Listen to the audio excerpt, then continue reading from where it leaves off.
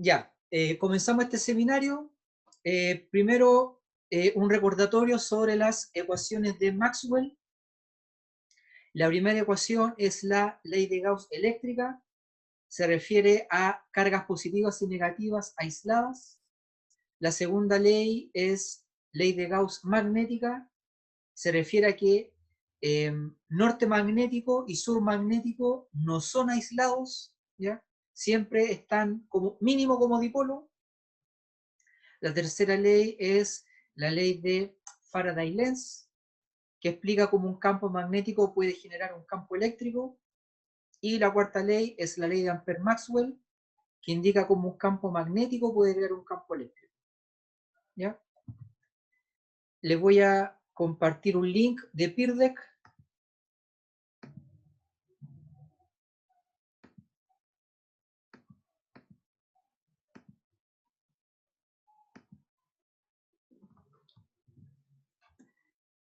Ahora el link está en el chat.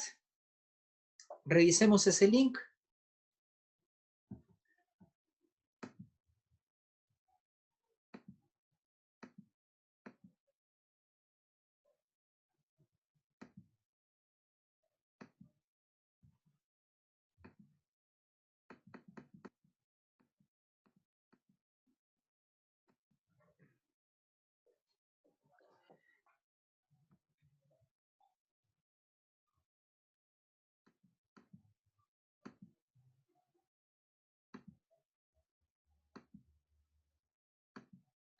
Ya, estamos viendo el primer ejercicio. Explique 3 aplicaciones de las ondas electromagnéticas. Una aplicación muy importante en medicina corresponde a la resonancia magnética nuclear, donde, parecido a como los murciélagos entienden o perciben el entorno mediante eco, ¿ya? Eco de ondas sonoras, acá las resonancias, está la palabra resonancia, es un eco, pero de ondas electromagnéticas, ¿ya? Cuando se envía ondas electromagnéticas, por ejemplo, a tejido biológico, el tejido absorbe un poco de esa onda y cuando se apaga la onda electromagnética, el tejido emite un eco electromagnético, el que puede ser reconstruido computacionalmente y permite entender cómo está el volumen, por ejemplo, de algún tumor, ¿ya? O de algún órgano importante, ¿ya? El que se esté estudiando. Normalmente las resonancias permiten obtener imágenes en 2 dimensiones, entonces varias imágenes en 2 dimensiones, pero también hay resonancias más modernas que en vez de usar píxeles, usan voxeles, píxeles de volumen, y que instantáneamente permiten entender en 3 dimensiones, como en un holograma, ¿ya? Cómo está el sistema que están estudiando, ¿ya? Otra aplicación más mundana, la tarjeta VIP, ¿ya? Que funciona con intercambio de ondas infrarrojas entre la tarjeta y el mini computador que está en el bus, ¿ya?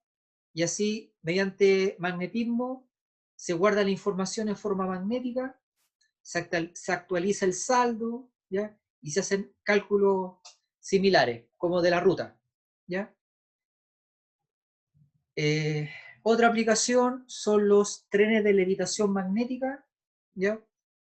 Que en vez de desplazarse sobre rieles, se desplazan sobre campos magnéticos. Pero estos campos magnéticos son artificiales, se crean con electroimanes, ¿ya? Otra aplicación, desde la época de Tesla, que existe radio y televisión, ¿ya? Gracias a que las ondas de radio y las ondas de televisión son ondas electromagnéticas, ¿ya? Tenemos Wi-Fi gracias a que el Wi-Fi corresponde a onda electromagnética, ¿ya? Entonces, prácticamente todo lo que nos hace ser civilizados se lo debemos gracias a la onda electromagnética, ¿ya?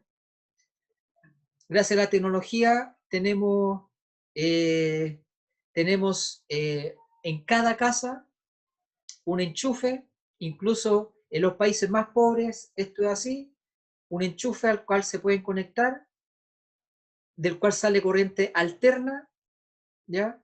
Que es muy barata, ¿ya? Porque si fuera muy cara sería algo mucho más elitista, pero no es así. Si fuera corriente continua o constante sería carísimo, por lo bajo sería 10 veces más caro, ¿ya? Pero afortunadamente hubo una especie de guerra comercial entre la corriente alterna de Nikola Tesla y la corriente directa o continua de Edison, y afortunadamente ganó Tesla. Si hubiera ganado Edison, esto sería muy caro tener electricidad, ¿ya? Esas son algunas aplicaciones de ondas electromagnéticas. Letra B, complete la siguiente tabla sobre las ecuaciones de Maxwell. La ecuación 1 es la ley de Gauss eléctrica, y esta ley indica que existen monopolos eléctricos. Ejemplo que la verifica: existe un protón, que es un monopolo eléctrico positivo, y un electrón, que es un monopolo eléctrico negativo, ¿ya? La segunda ecuación es la ley de Gauss magnética. Afirma que no existen monopolos magnéticos, ¿ya? O sea que cuando encuentran un dipolo magnético, un imán, que tiene un extremo positivo y un extremo negativo, un extremo norte y un extremo sur, entonces uno dice, aquí hay un polo positivo y uno negativo, lo voy a partir por la mitad para quedarme con uno positivo y otro negativo, ¿ya? Pero cuando uno hace eso con los imanes, obtiene dos imanes. Se comienza con un dipolo magnético y se termina con dos dipolos magnéticos, lo que demuestra que no existen monopolos magnéticos. Siempre, como mínimo, van de a dos, como dipolos. La tercera ecuación es la ley de Faraday-Lenz. Esta ecuación afirma que un campo magnético variable puede crear un campo eléctrico, y este campo eléctrico puede crear energía o voltaje, diferencia potencial, ¿ya? Ejemplo que verifica esta igualdad: las centrales hidroeléctricas funcionan con la ley de Faraday-Lenz, ¿ya? Tenemos una catarata que cae en una especie de remolino o turbina. La turbina hace girar un sistema de imanes, creando campo magnético variable. Alrededor hay cables, y estos cables permiten obtener energía eléctrica o voltaje, diferencia potencial, ¿ya? El mismo ejemplo a pequeña escala sería un dínamo de una bicicleta, ¿ya? Que es como un pequeño cilindro, como de este tamaño, que se coloca sobre la rueda, y cuando la rueda gira, el dínamo también, y así obtienen corriente, ¿ya? Para prender las ampolletitas de las bicicletas.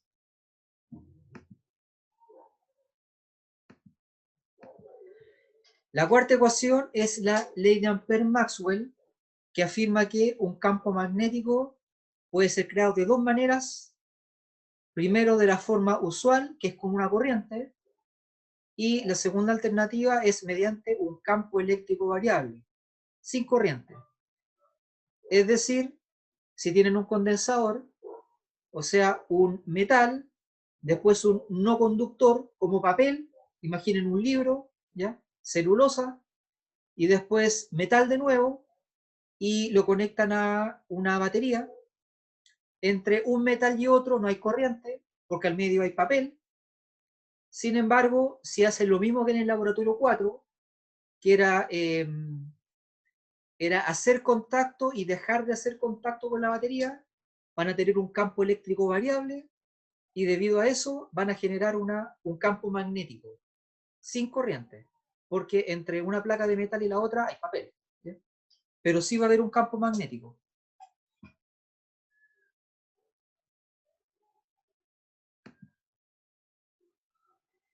César pregunta qué indica la ley de Ampère-Maxwell, ¿ya?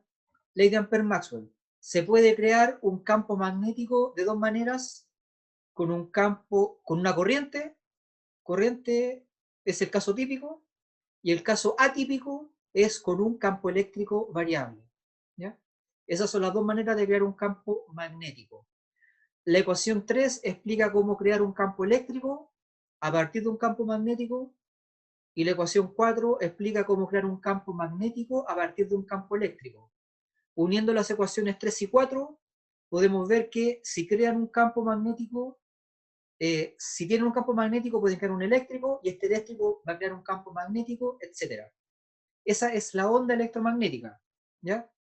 Que sea formada por campos variables o campos oscilantes, que no se detectan instantáneamente. Es decir, si empiezan el experimento acá en la Tierra, cualquier detector en la Luna se va a dar cuenta 1,5 segundos después del experimento. Por ejemplo, si prenden una linterna, o si hacen el experimento del laboratorio 4, en la Luna se van a dar cuenta 1,5 segundos después, en Marte se van a dar cuenta 20 segundos después, porque eso es el tiempo que necesita la luz para viajar de la Tierra al punto correspondiente, ¿ya? Por otro lado, si el Sol dejara de alumbrar, ¿ya? Si se oscureciera, nos enteraríamos 8 minutos después, porque es el tiempo que se demora la luz en viajar del Sol a la Tierra, ¿ya? Así que el Sol está a 8 minutos luz. En vez de años luz, está a minutos luz.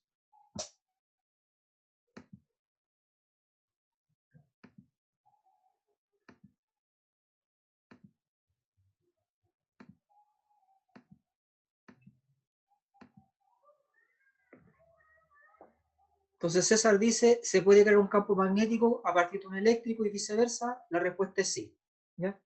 Y por eso existen las ondas electromagnéticas. Me están llamando, regreso al tiro.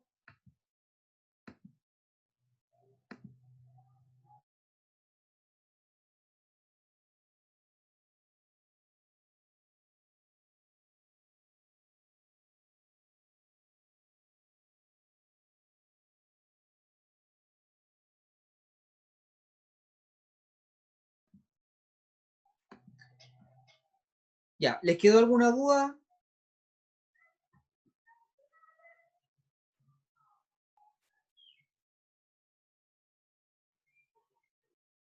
William Sotarola dice el ejemplo. ¿A qué se refiere? Ejemplo de la última ecuación. Ya. Si tenemos última ecuación, un campo magnético puede crearse con una corriente o con un campo eléctrico variable, ¿ya? Con una corriente, si tienen un cable y colocan una brújula al lado, a la brújula no le va a pasar nada, pero cuando por el cable circule corriente, la brújula se va a mover, porque la corriente crea un campo magnético, ¿ya? Según la alternativa, hagan un condensador como el del laboratorio 3, metal, papel, metal, ¿ya? En vez de papel coloquen un libro mejor porque es más grueso, ¿ya?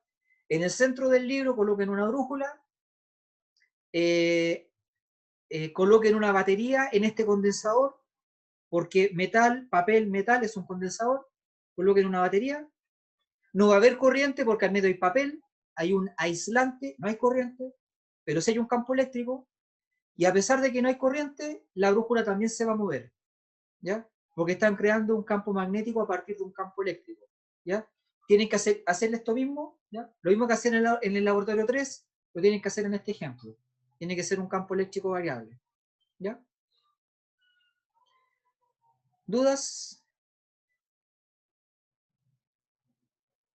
¿Ya? Ese fue el ejemplo de la última ecuación, ¿ya? De la ecuación de Ampère-Maxwell. Ya. María José Romero, ¿dudas?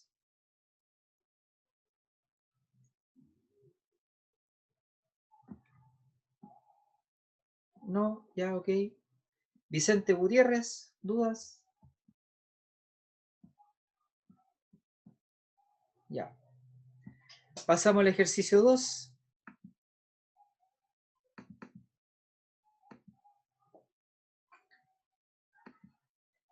Dice, complete y analice la siguiente tabla. Esto está en función de la permeabilidad magnética, ¿ya? Si tomamos como referencia el vacío, tenemos materiales con permeabilidad menor que la del vacío. Ese es un material diamagnético. Segundo caso, permeabilidad igual al vacío. Y tercer caso, permeabilidad magnética mayor que la del vacío, que se divide en dos, un poco mayor y mucho mayor, ¿ya? El caso de base, el caso de referencia, es el material diamagnético. Los materiales diamagnéticos respetan la ley de Lenz, que dice que positivo se atrae con negativo y negativo con positivo, ¿ya? Voy a hacer un esquema de eso.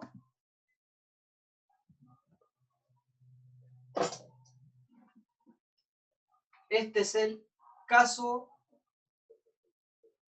diamagnético, lo que significa que la permeabilidad magnética es menor que la del vacío, ¿ya? Entonces pasa lo siguiente, tienen dos imanes, el campo magnético va de más a menos,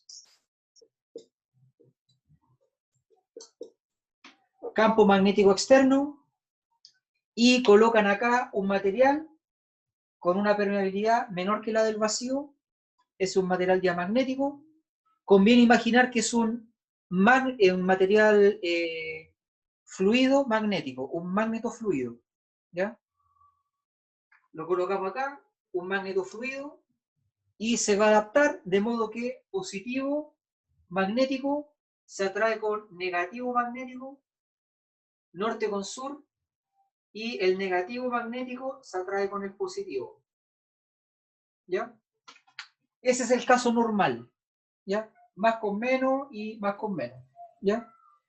Significa que el cuerpo va a crear un campo magnético interno, que es así, va de más a menos,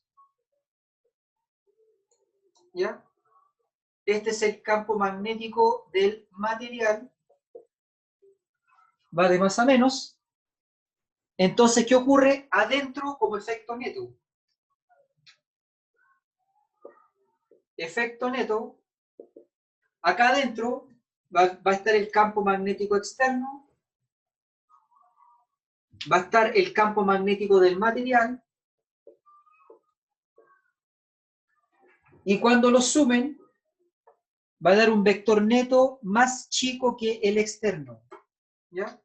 La suma va a decir que el V neto va a ser menor que el V externo, ¿ya? Ese es el caso normal que respeta la ley de Lenz, ¿ya? Este objeto rota como un dipolo, pero que sea un dipolo magnético, rota para oponerse al campo, ¿ya?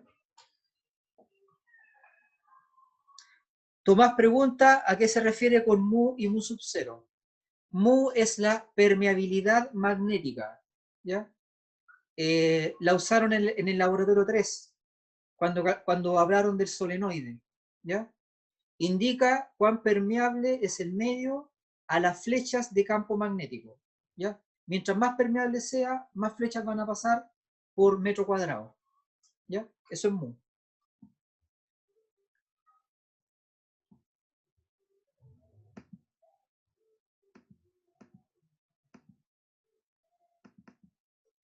Ya estamos hablando entonces del caso diamagnético. Dice que características se caracterizan por oponerse al campo magnético externo. Como pueden ver en el dibujo, la flecha roja va en sentido opuesto a la flecha negra. Los bucles de corrientes electrónicos, ¿ya qué es eso? Cada átomo tiene electrones girando, así que como un electrón girando es una carga en movimiento, esto crea campo magnético. Esos son los bucles electrónicos, ¿ya? Los bucles de corrientes electrónicos tienden a alinearse de tal manera que el campo magnético producido por el material se opone al externo, de modo que la sumatoria o campo neto interno es menor que el externo, ¿ya? Aplicaciones de diamagnetismo,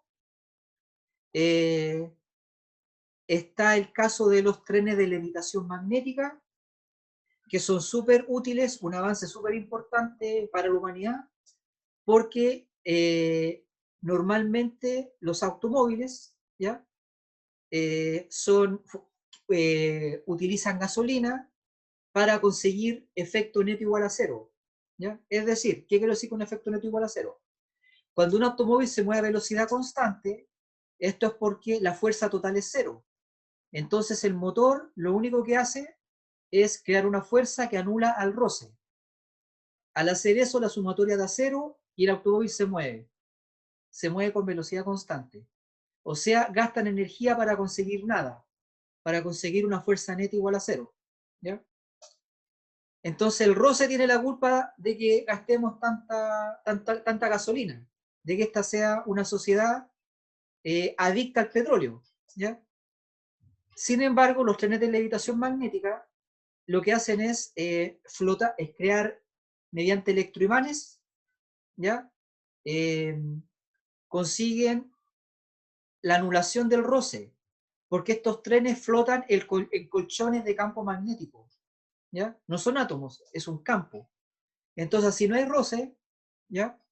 Y la energía que necesitan para desplazarse a la velocidad de un avión, ¿ya? Es ínfima, porque mientras se mueven con velocidad constante, prácticamente no gastan energía, solo gastan al pasar de reposo a movimiento en la partida y de movimiento a reposo en la detención. ¿Ya? Eso es así porque mientras se desplazan, no hay átomos con los cuales lidiar porque el roce es prácticamente cero. ¿Ya? Estos trenes flotan. ¿Ya? Flotan debido a repulsión magnética. Es un ejemplo de diamagnetismo. Otro ejemplo son los superconductores, que consisten en lo siguiente: ciertos cristales hechos de ciertos átomos especiales a bajas temperaturas, 4 Kelvin, 10 Kelvin, etc., la resistencia baja a cero. ¿Ya? Entonces también sería súper útil tener esos materiales que son diamagnéticos, ¿ya? Tenerlo a temperaturas altas, no a 4 Kelvin. Se está investigando eso. ¿Ya? Entonces, siempre para mantener una corriente en un circuito, una batería tiene que estar presente. ¿Ya? Consiguen corriente gracias a que algo se agota. ¿Ya? Pero cuando es un superconductor, no necesitan batería porque como no hay resistencia, la corriente permanece, en teoría eternamente. ¿Ya? Como mínimo se sabe que una corriente en un superconductor puede permanecer 300 años sin conectarlo a una batería. ¿Ya? Solo porque la resistencia es casi cero. Ya, es el caso diamagnético, permeabilidad magnética menor que la del vacío. El otro caso es igual a la del vacío y el tercer caso es mayor, un poco mayor y mucho mayor que la del vacío. ¿Ya? El caso, caso que es un poquito mayor, ¿ya? Un poquito mayor corresponde a los materiales paramagnéticos. En este caso, estos materiales, imaginen que tienen 100 partículas paramagnéticas, ya sea átomos o moléculas. Cuando estos materiales eh, detectan la presencia de un campo magnético externo, se magnetizan, o sea, se orientan a favor del campo magnético externo, no en contra, a favor, ¿ya? Pero cuando es paramagnético, esto ocurre con un porcentaje bajo de partículas. Cuando es ferromagnético, es un porcentaje mayor que 90%. Esa es la única diferencia, ¿ya? Entonces, en el caso paramagnético, respecto del dibujo que hice en el pizarrón, el campo neto es un poco mayor que el externo, ¿ya? Eso es porque el campo que dibujé en rojo, en vez de ir en contra del campo externo, va a favor, ¿ya? Pero muy pequeñito, ¿ya? Es muy pequeñito porque solo una baja fracción de las partículas magnéticas queda a favor del campo magnético, mientras que las otras quedan aleatorias.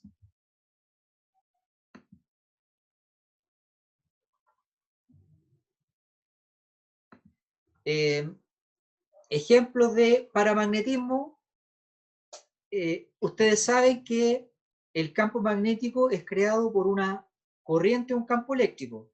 En el caso de una corriente, si tienen electrones girando alrededor de átomos, dado que los electrones están orbitando, se están moviendo, generan una corriente orbital. Pero además giran sobre su propio eje porque tienen spin, ¿ya? Esa es una corriente también, pero mucho más chica que la corriente orbital. Esta es la corriente de spin, ¿ya?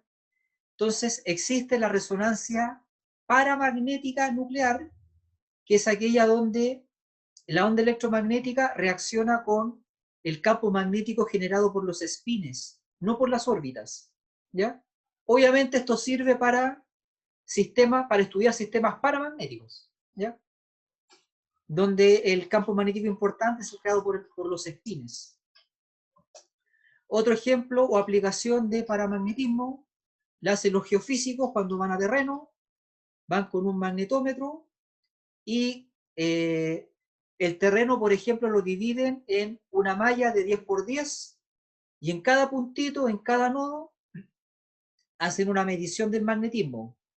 El terreno suele ser paramagnético, ese es el background o punto de referencia o línea de base, y de repente, entre todo lo que es paramagnético, se detecta un pic, que sería un ferromagnético.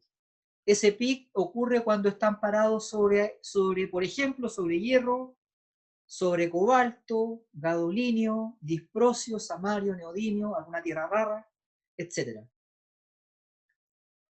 Entonces, el medio paramagnético permite distinguir los pics de anomalías magnéticas, ¿ya? Y el caso extremo es cuando la permeabilidad magnética es mucho mayor que la del vacío, que sería un caso paramagnético intenso. Entonces, los bucles electrónicos se orientan con el campo magnético externo, pero se orientan en un gran porcentaje, todos o casi todos. Por lo tanto, el campo magnético neto en el interior de un material ferromagnético es súper grande, es muy intenso, ¿ya? Y cuando se apaga el campo magnético externo, este material, los vectores no se reordenan, o se reordenan poquito. Es decir, queda magnetizado, ¿ya? Aplicaciones de ferromagnetismo, toda la tecnología que funciona con imanes suele funcionar con materiales paramagnéticos, porque son más frecuentes encontrarlos que los ferromagnéticos, ¿ya? Son más baratos. Sin embargo, a veces hay que utilizar imanes más potentes, de hierro, de níquel, de neodimio, ¿ya? Las tierras raras son más ferromagnéticas que el hierro, ¿ya? La palabra ferromagnético empieza con ferro, por hierro, ¿ya? Pero hay cosas más ferromagnéticas que el hierro, las tierras raras. Pero lo malo es que son raras, ¿ya? Son escasas y por ello son más caras. Los chinos tuvieron la suerte de que por un fenómeno geológico que la India choca con los Himalayas, incluso en el presente, ¿ya? Entonces eso forma materiales geológicos especiales como las tierras raras, así que los chinos exportan cerca de 1/3 de las tierras raras, pero estas minas se están agotando, lo que significa que todo lo que funciona con magnetismo intenso, como primera aplicación, los discos duros de los computadores que usan neodimio, los motores de los automóviles eléctricos que usan tierras raras, etcétera, todo eso se corre el riesgo de que se acabe. Y es una tecnología súper buena, ¿ya? Es no contaminante, es potente, usa poca energía para conseguir un gran efecto, etcétera. Entonces, muchos países como China, ¿ya? Están tratando de desarrollar proyectos espaciales para hacer minería en asteroides, ¿ya? Hoy día es caro hacer minería en un asteroide porque uno dice, ¿dónde voy a sacar tierra rara? En el Tíbet, en el Everest, en los Himalayas, ¿ya? O en un asteroide. Es más barato que en la Tierra. Pero cuando eso se acabe, la alternativa va a ser en un asteroide, ¿ya? Así que eso incentiva la exploración espacial.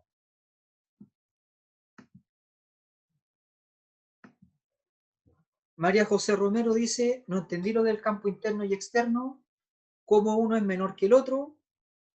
Ya. Este es el campo externo, colocamos un imán, el campo va de más a menos, y en este ejemplo diamagnético, menos atrae con más, caso usual, así que el material, campo magnético del material va hacia la izquierda.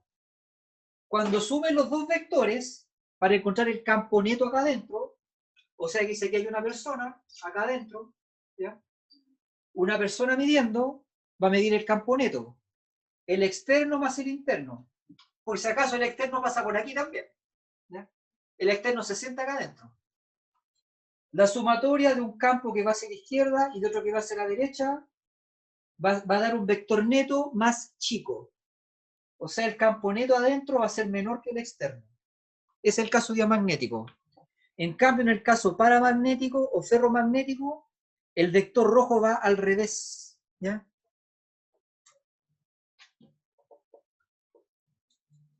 Vector rojo va así. Así que la sumatoria va a dar un campo mayor que el externo, ¿ya? Esa es la explicación. Eso, ¿ya? Caso diamagnético, el campo es menor. Caso paramagnético, ferromagnético es mayor, ¿ya? ¿Más dudas?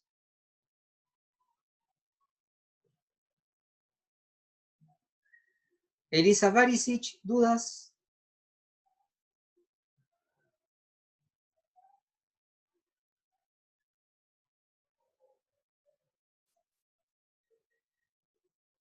Vicente no tiene dudas, ¿ya? Anaís Reiter, ¿dudas?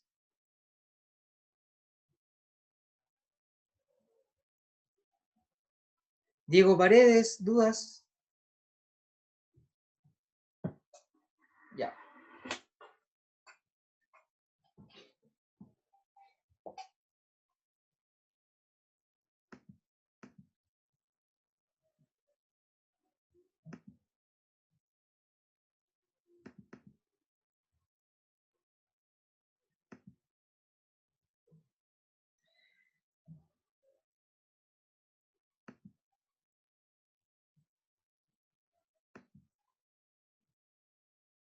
César Vidal pregunta, ¿los ferromagnéticos se magnetizan? O sea, ¿son los más potentes? Sí, son los más potentes porque cuando se apaga el campo externo, siguen orientados, ¿ya? Parten, puede que partan caótico, ¿ya? Parten caótico, colocan el campo externo, hacen esto, ¿ya? Quedan todos, o más del 90% queda así, apagan el campo externo y siguen así, ¿ya? Así se crean los imanes, ¿ya? Se parte con hierro que tiene el campo magnético interno caótico, se coloca en estado líquido, llevándolo a algo así como 1500 grados Celsius, ¿ya? Si es estado líquido, se activa un imán externo, entonces como está en estado líquido, los mini circuitos quedan paralelos, se apaga el campo magnético y se enfría rápidamente. Entonces ahí queda magnetizado, ¿ya? ¿Más dudas?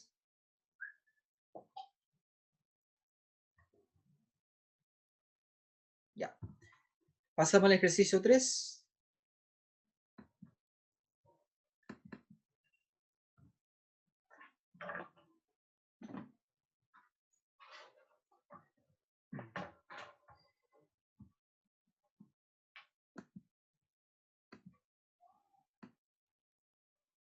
Este ejercicio dice, para cierto rayo de luz, los vectores velocidad, campo eléctrico y campo magnético se orientan de acuerdo con los versores que se indican en la siguiente tabla.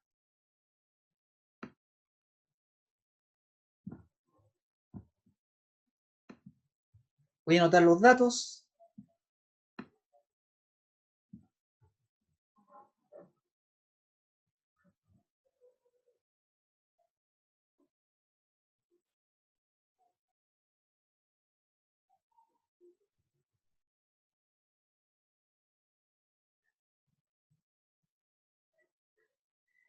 En el caso 1, el campo eléctrico está en Itongo, la velocidad está en no se sabe, y el campo magnético está en J. En el caso 2, campo eléctrico está en J, velocidad está en menos Itongo, campo magnético no se sabe. Caso 3, campo eléctrico está en 0.707 en X, 0 en Y y 0.707 en Z. Por si acaso eso es un versor, si usan Pitágoras les va a dar que el módulo vale 1, la velocidad está en J, campo magnético no se sabe. Caso 4, campo eléctrico está en menos J, velocidad está en Itongo, campo magnético no se sabe.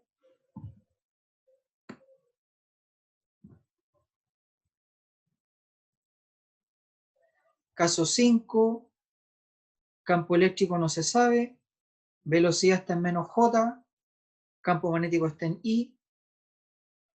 Caso 6, tenemos los versores, el primero es Catongo y el segundo es 0.707, menos 0.707 y 0. Es versor porque el módulo vale 1.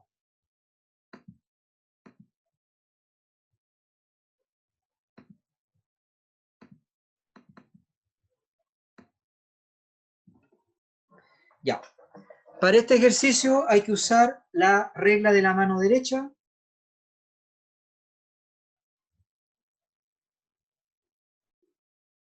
Que nos permite afirmar que el pulgar corresponde al vector velocidad,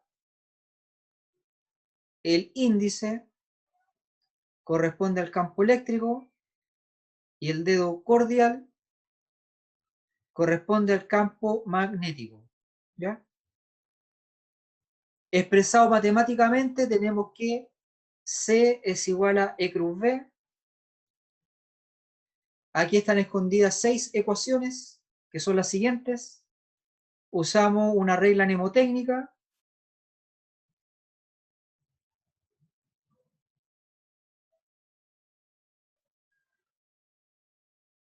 Sabemos que en sentido antihorario es positivo. Entonces esto se lee así. E cruz B es C, B cruz C es E, C cruz E es B, y al revés, en sentido horario, eso da negativo, o sea, E cruz C da B, C cruz B es E, y B cruz E es C. ¿Ya? Esas son las 6 igualdades que están escondidas en ese dibujo. Entonces, en el caso 1, la incógnita es C, que se calcula como E cruz B. E apunta en X, B apunta en J, y cruz J es K. ¿Ya? O sea, el rayo de luz se mueve en sentido Z positivo. Caso 2, la incógnita es B, esta es la incógnita. Si vamos en sentido positivo, observamos que C cruz E es B. ¿Ya? C cruz E es B. C vale menos Itongo, E vale J, I cruz J es K, considerando el signo menos da menos K. ¿Ya? El campo magnético apunta en sentido Z negativo. Caso 3, la incógnita es B. Ya sabemos que eso es igual a C cruz E.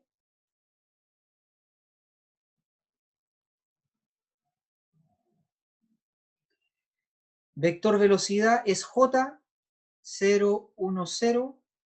Vector campo eléctrico es 0.707, 0 y 0.707. Eso da en X 0.707, en Y da 0 y en Z da menos 0.707. ¿Ya? Si dibujan estos tres vectores del ejercicio 3, ¿ya? Van a observar que son perpendiculares. Siempre son perpendiculares. ¿Ya? Caso 4,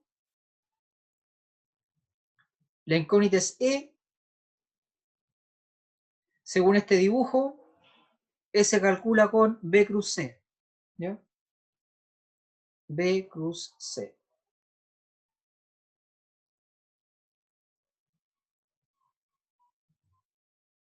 Ah, pero aquí es más fácil. Son versores simples. ¿Ya? B es Itongo, C vale menos J, ¿ya? Y cruz menos J da menos K, ¿ya? Campo eléctrico apunta en Z negativo. Caso 5,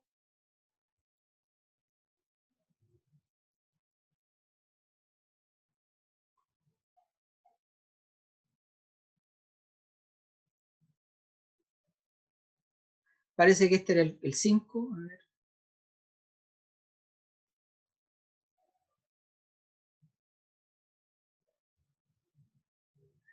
Voy a hacer el 4 de nuevo, creo que me salté una línea.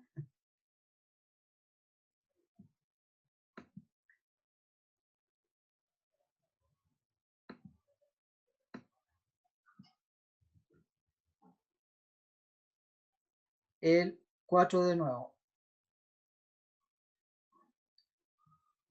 La incógnita es B, que vale C cruz E, o sea, I cruz menos J, y eso da menos K.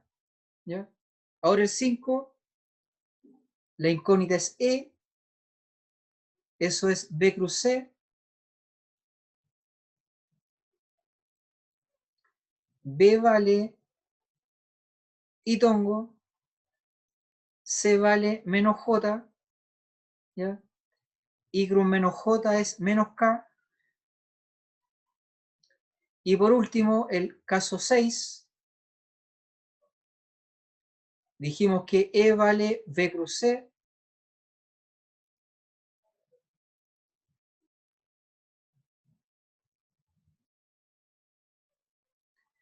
B es 0.707 menos 0.707 y 0, mientras que C es Catongo, entonces el producto cruz va a dar, en X da menos 0.707, en Y da menos 0.707 y en Z da 0. ¿Ya?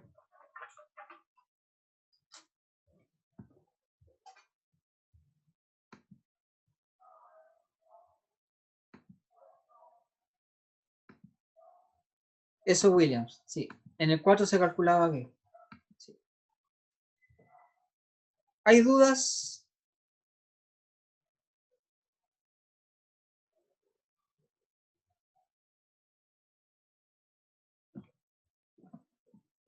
Nicolás Baeza, ¿dudas?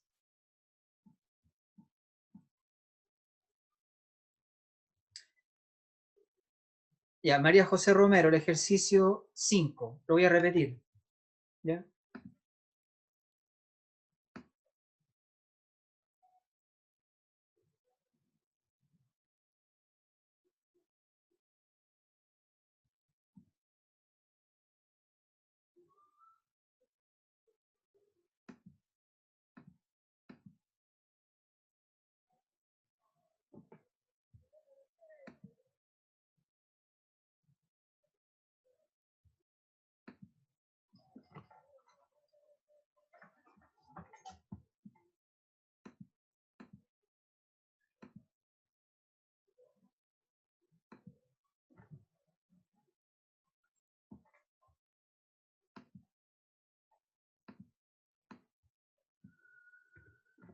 El número 5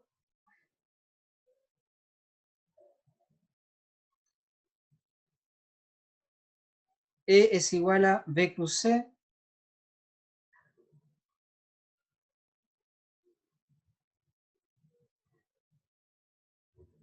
A. El versor del campo magnético es I tongo, el de la velocidad es menos J, ¿ya? Y esto da menos K, ¿ya? También se puede obtener así. I tongo es 1, 0, 0, menos J es 0, menos 1, 0, y les va a dar eso, ¿ya?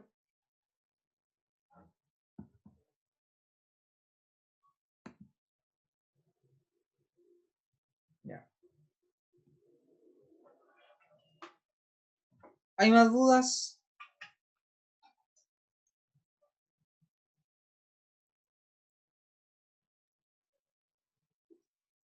Entonces, si no hay más dudas, dejamos hasta aquí este seminario. Descarguen la guía, traten de rehacer estos ejercicios para así autoevaluarse, y cualquier consulta pueden usar el repositorio de dudas que está en Google Drive, ¿ya? Entonces me despido, que estén bien, hasta luego.